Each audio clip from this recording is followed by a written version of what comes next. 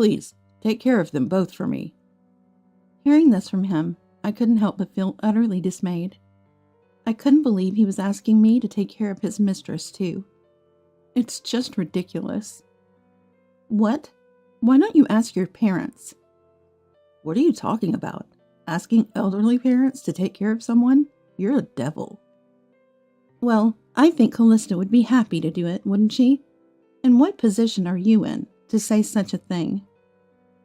Dave, who should be in a position to ask for help, never loses his arrogant attitude. Seeing him like that, I couldn't help but wonder, what did I see in this guy? "Excuse me, coming through." Just then, a new bed was being brought in next to us. I glanced over, and as soon as I realized who it was, I screamed. "Huh? Kiera?" Because the woman there was someone I knew all too well. "I can't believe you're Dave's mistress." As I glared at her while saying this, she looked away. Now what should I do? "We're family. Help us out, will you?" Watching the two of them trying to cling to me, I pondered. I am Erica, a 35-year-old housewife, raising a lovely 10-year-old son. I have a younger sister, 6 years my junior, and frankly, we don't get along. My sister Kiera is irresponsible, and she ran off with a man as soon as she graduated from high school. "I'm sorry, Erica. I shouldn't be causing you stress right now." My parents lamented over Kiera, apologizing to me repeatedly for causing me trouble. I was pregnant at the time, and they didn't want to tell me. However, when Kiera ran away, she took all the money from home, so they had no choice but to contact me.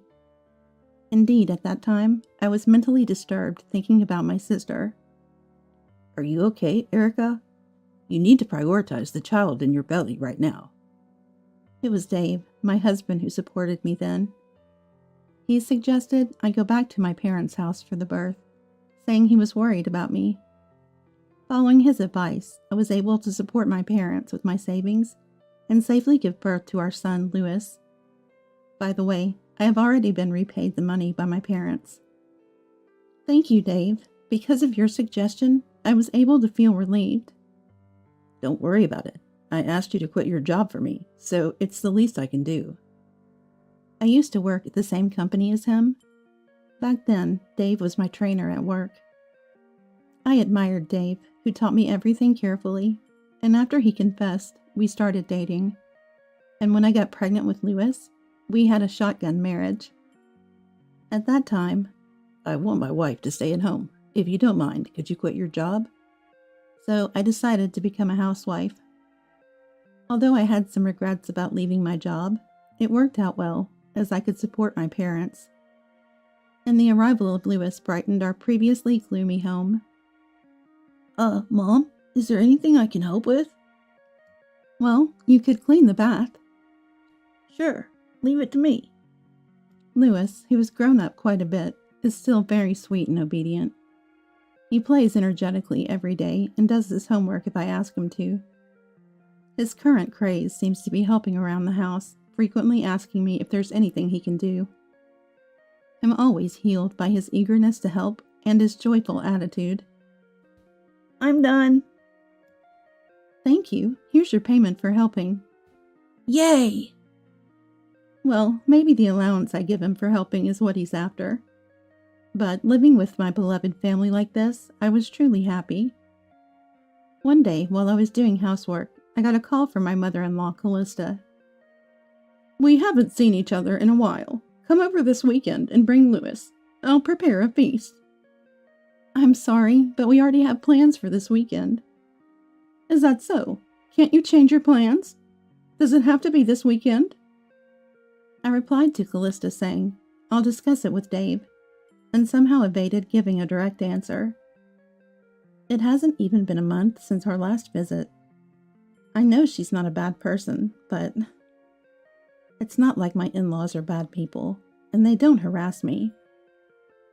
However, Callista adores her only son, Dave, and her only grandchild, Louis.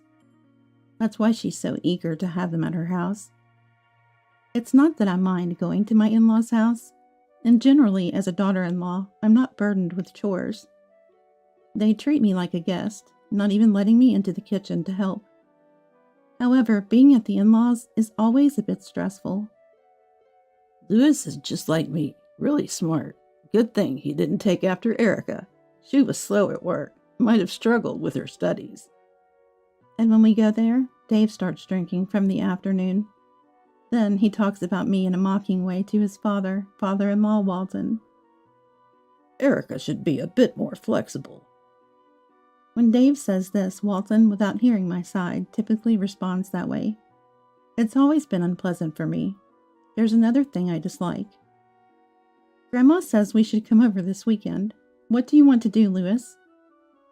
If it's Dad's side, I don't want to go. Louis dislikes going to his paternal grandparents. At 10, he finds it boring. True, the area around the in-laws is just a quiet residential neighborhood, with no parks or nature to play in. They have a garden, but it's under Walton's meticulous care, so it's hardly a place to run around. Louis brings homework or games, but...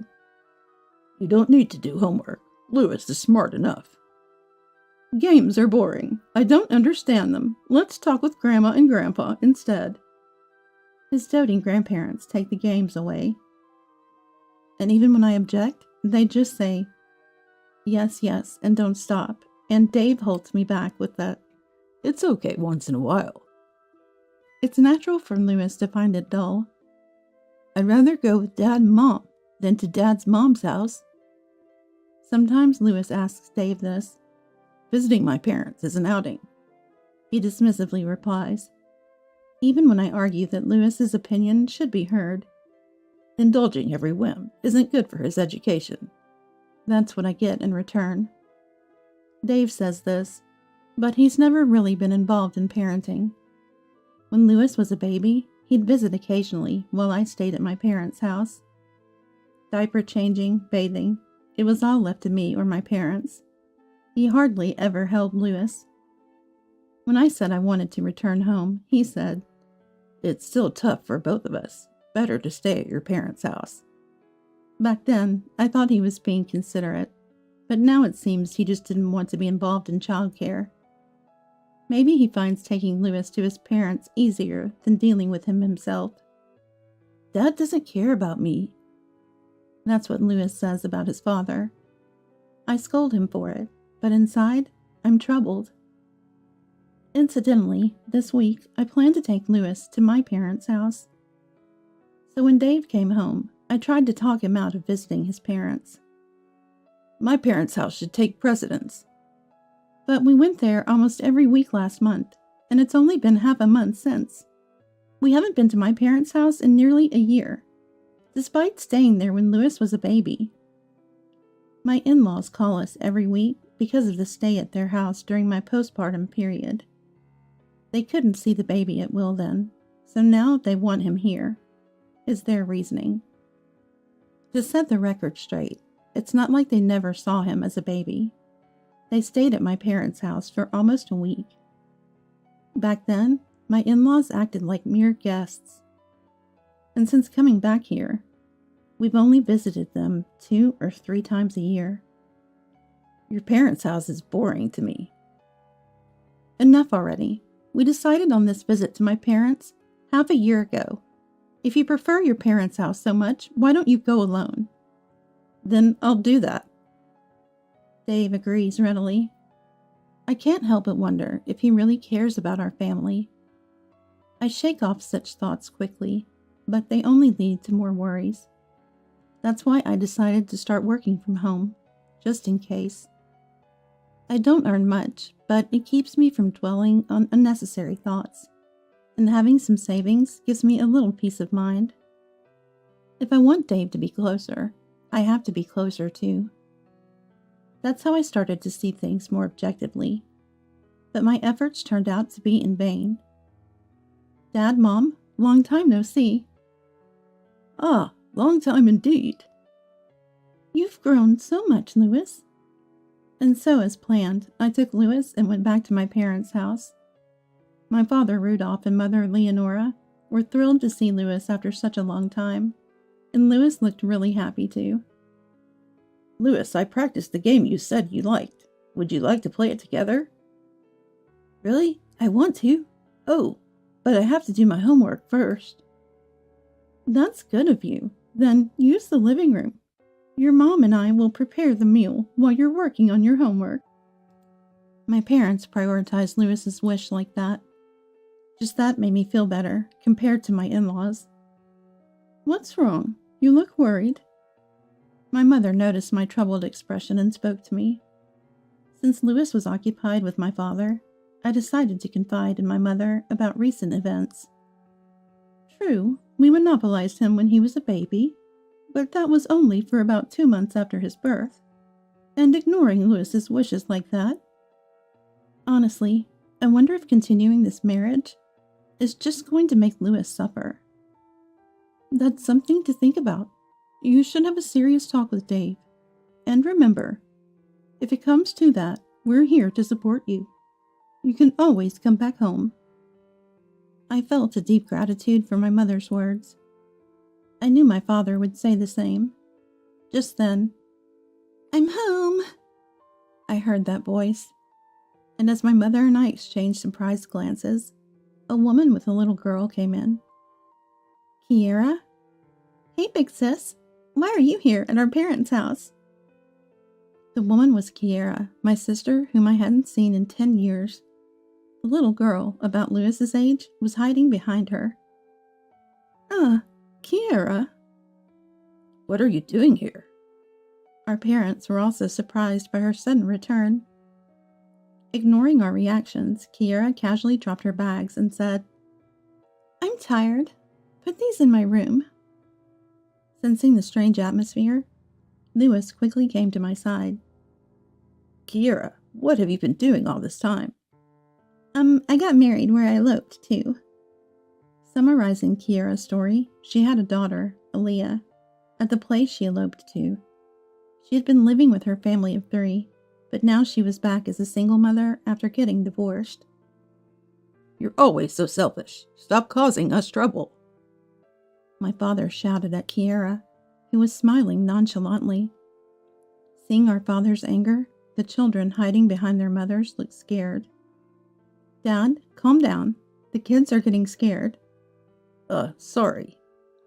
My father calmed down after seeing the children, each hiding behind their mother.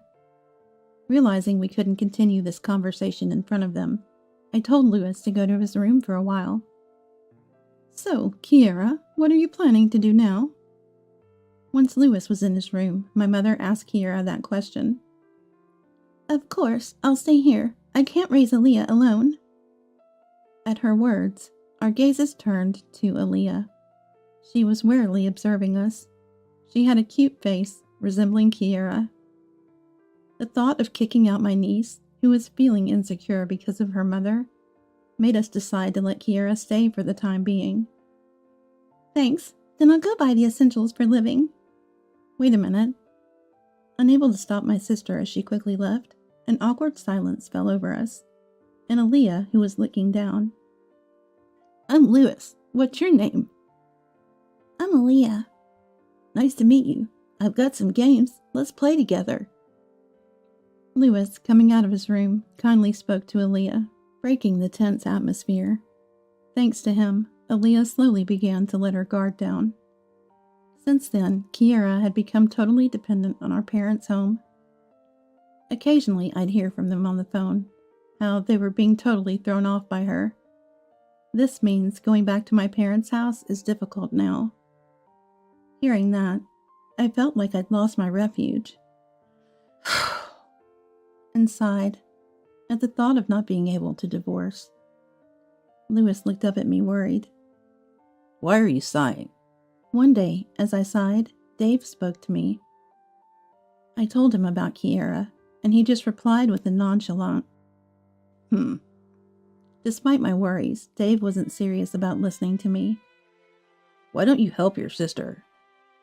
Dave said this irresponsibly, noticing my displeasure. Just as I was about to retort, the doorbell rang. "Ding dong!" "Ah, there she is." Kiera. Opening the front door, I saw Kiera and Aaliyah standing there. Apparently, they had gotten our address from my parents. I've got something urgent to take care of. Take care of Aaliyah for me, will you? With that, Kiera left Aaliyah with us and left before I could stop her. Wait! Is that the sister you mentioned? I called out to Kiera, who quickly disappeared, and Dave came over. Dave appeared, having been apparently watching us. Yes, that's her. I'll scold her when she comes back to pick up Aaliyah. Surprised by his words, I looked at Dave. It was rare for him to take charge like this, but I decided to leave it in his hands. Having Aaliyah thrust upon us was troubling, but it meant we could avoid the planned visit to my in-laws. Seeing Lewis taking the initiative to talk to Aaliyah, they started playing together. I watched them, smiling, and observed Dave, who was unusually cheerful. Erica, I've come to pick up Aaliyah. I'll handle it. You stay with Lewis. Kiera returned when it was dark outside. Dave took Aaliyah to meet her, and he came back even more cheerful. The kid understood well, said it was an emergency this time, and will be more careful in the future. Really? I was a bit suspicious. But after that day, Kiera stopped coming to our house. She had apparently calmed down at my parents' house, too. Meanwhile, Dave started saying he was busy, going on late-night work, and sudden business trips. He explained to his parents that his work was keeping him from visiting them. So we no longer had to go to the in-laws as often. Still, it seemed suspicious. That's what I thought. Then it happened. Next weekend, I have to go on a business trip. It'll be a bit long. Oh, really? Take care. Dave was going on a week-long business trip. I was suspicious, but decided to see him off with a smile. Hey, can I come over now? I called my parents and found out Kiera was not home, so I decided to take Lewis back to my parents' house. Lewis noticed Aaliyah and immediately invited her to play. Aaliyah, who seemed to have opened up to Lewis, happily accepted. Welcome back. I said we'd be here for you, but I'm sorry we couldn't do more. It's all right. I never thought Kiera would come back. Hey, you too. Look at the TV. While chatting with my mother, my father called us to check the TV. There was news of a plane crash. Wow, that's terrible. Lots of people are seriously injured. Most of the victims had been rescued, but many were seriously injured. Then my phone rang with an unknown number. Hello? Yes, Dave is my husband, but... What? What happened? Dave was on that plane. He's been rescued but taken to the hospital urgently. The call was from the hospital. I left Lewis with my parents and headed straight to the hospital. In the crash, Dave was saved, but had sustained serious injuries. I'm Dave's wife. Right this way. A nurse led me to Dave's room. There he was, lying in the hospital bed. Dave? Hey there, Erica. Surprisingly, Dave seemed quite energetic, so I asked for details. Apparently, he had become paraplegic due to the accident. Really, it's the worst. It was supposed to be a trip with my mistress. What? Mistress? I thought you hadn't realized. This business trip was a lie. I was stunned by his words, spoken without any remorse. Dave continued, unashamed. Both she and I are now paraplegic because of this. You're the only one who can take care of us. What are you saying? My concern for him vanished, along with my love for Dave. Please take care of us both. Dave pleaded, but I was utterly dismayed by his request. He expected me to take care of his mistress too? I couldn't believe it. What? Why don't you ask your parents? What are you talking about? Asking elderly parents to take care of someone? You're a devil. Well, I'm sure Colesta would be happy to do it, wouldn't she? And in what position are you to say such a thing? Despite being in a position to ask for help, Dave maintained his arrogant attitude. Seeing this, I couldn't help but wonder, what did I ever see in him? "Excuse me, coming through." At that moment, a new bed was brought into the room next to us. I glanced over, and realizing who it was, I involuntarily screamed. "Kira?" The woman there was someone I knew very well. Apparently, because they were together, they were brought to the same hospital room. The mistress brought next to Dave was none other than my sister Kiera. "I can't believe you were Dave's mistress." As I glared at her, Kiera looked away. Dave, taking over for Kiera, began to explain. Apparently, they had exchanged contact information on the day Kiera left Leah with us. On the days Dave claimed to be working late or on business trips, the two of them were meeting and nurturing their love. Hearing this, my anger reached its peak. "So you both betrayed us and got into a crash, and now you want me to take care of you? That's audacious." What should I do now? As I was thinking, Dave said something quite annoying. "Come on, we're family. Help us out, will you?" "Please, Erica." Watching the two of them cling to me, I started to think, now's my chance to say what I want. For you two, family seems to be a very convenient concept. "That's not what we meant." Then what does family mean to you? A father who doesn't participate in parenting? Who forces his son to go places he doesn't want to? Dave finally fell silent, realizing my anger. My gaze then turned to Kiera. "You've always wanted what others have, to the point of stealing boyfriends, making everyone dislike you. The aftermath always fell on me and our parents. Is that what family means to you? Just causing trouble?" But... Well, now neither of you can cheat again, right? Why don't you two just marry each other? Dave and Kiera, seemingly not expecting me to be this angry, were stunned. The nurses who had been observing us were quietly talking amongst themselves. For now, I'll explain things to both families. As for the future, you two figure it out. With that, I left the room. I then explained the situation to both families. My parents said, "They got what they deserved. It's divine retribution." "We're appalled. We can't take care of them anymore. They refuse to take Kiera back." Dave's parents, on the other hand, were persuaded by Callista and Walton to take them in. "Oh, and I'm getting a divorce, so don't rely on me." To that, Callista said, "I wish you'd reconsider." But it wasn't me who responded. It was Lewis. "You guys are the worst. You don't care about Mom, who was betrayed." Callista turned pale at his words. She tried to make excuses, but neither I nor Lewis wanted to hear any more. Further investigation revealed that Dave had been cheating for a long time. It started around the time I resigned. He suggested going back to my parents for childbirth because it made it easier for him to cheat. He had me quit my job because his mistress at the time was from the same company to avoid getting caught. I was really made a fool of.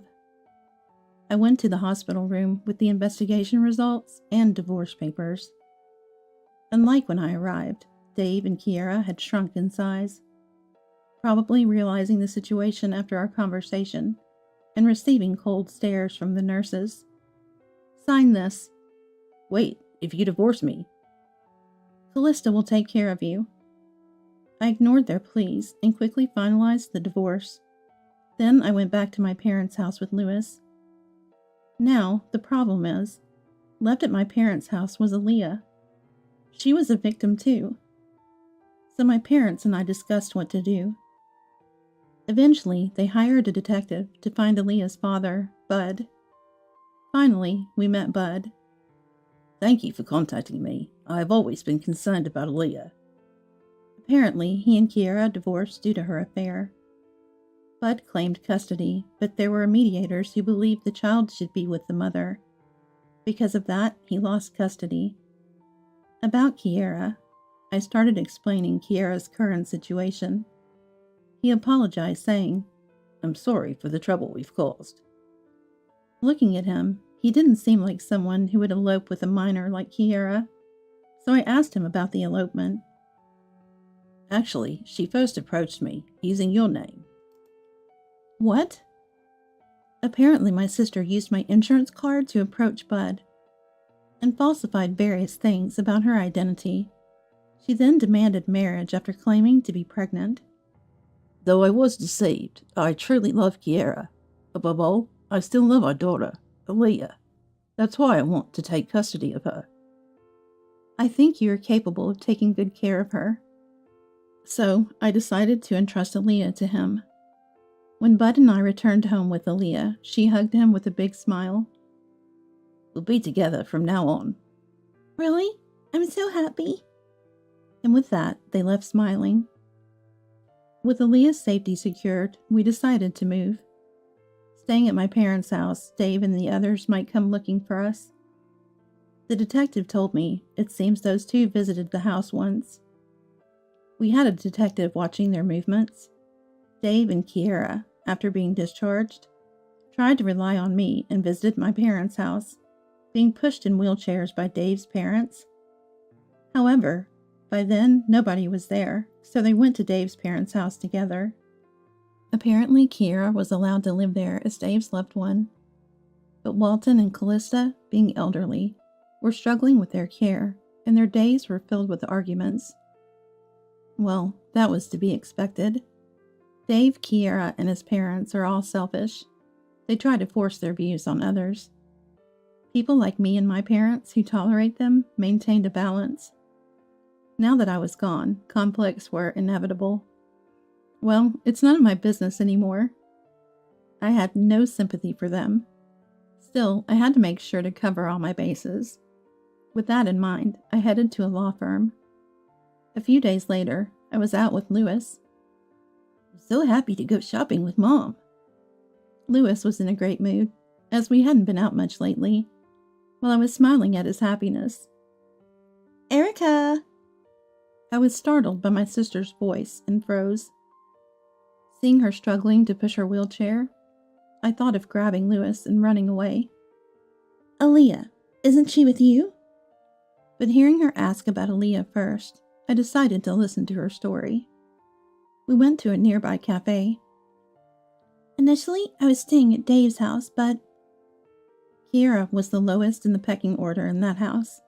She was ostracized and bore the brunt of their frustration. In the midst of such days, she became concerned about Aaliyah. Once worried, she wanted to see Aaliyah, even though she knew she had no right, so she somehow escaped from Dave's house. But with nowhere to go, she wandered the streets.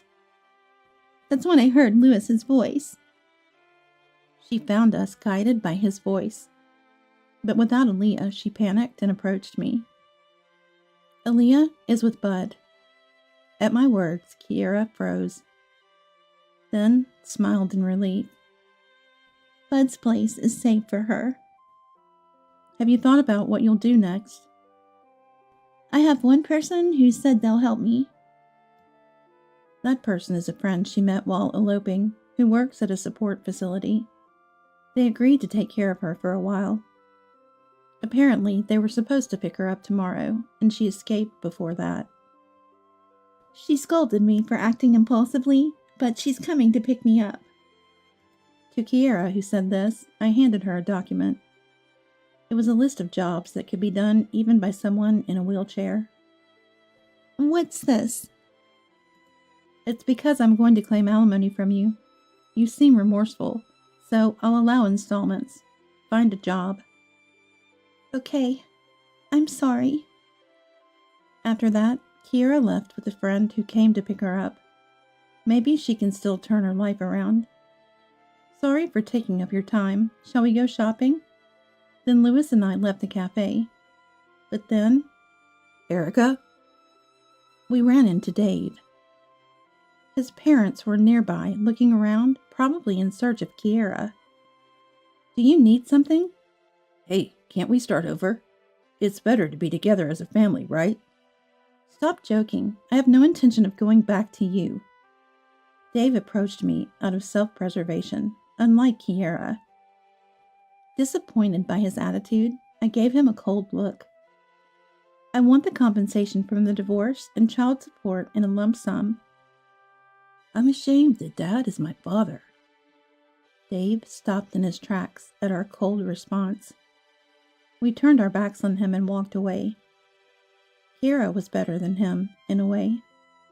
Focusing on shopping with Lewis, I put these thoughts aside. Erica! Lewis! His voice no longer reached me. Later, with the help of a lawyer, I claimed alimony from both of them. Kiera started to pay the alimony. Apparently, she's struggling with her new life and job. Her friend only offers minimal help. Kiera was so obedient and cute when she was little. Perhaps the hardships have brought back some of her old self. As for Dave, he had a hard time too. He ended up selling his parents' house and using all their retirement funds to pay the lump sum. Am I being too harsh? Even though they were at fault, it might be too much to demand from someone paraplegic. It's nothing for you to worry about. That's right. You're just asserting your rightful claim. My parents reassured me when I felt a bit guilty. As for Aaliyah, she seems happy with Bud. According to Bud, she has grown fond of Lewis, who is kind to her. Hearing this made me feel relieved. Sometime later, I received a letter from Bud. It contained parts of a letter Kiera had written to Bud. I always wanted to be like Erica, but I couldn't be her. I became reckless and lost my way. But I truly fell in love with Bud and genuinely love Aaliyah. She concluded with, I don't deserve to see Aaliyah or Erica. Kiera probably won't appear before me again. That's the punishment she imposed on herself. Mom, can I go to my friend's house today? Sure, but make sure you come back before it's late. In our new home, Lewis has made friends and enjoys school. I will continue to live a peaceful life with my precious family. With that thought, I watched Lewis run off energetically.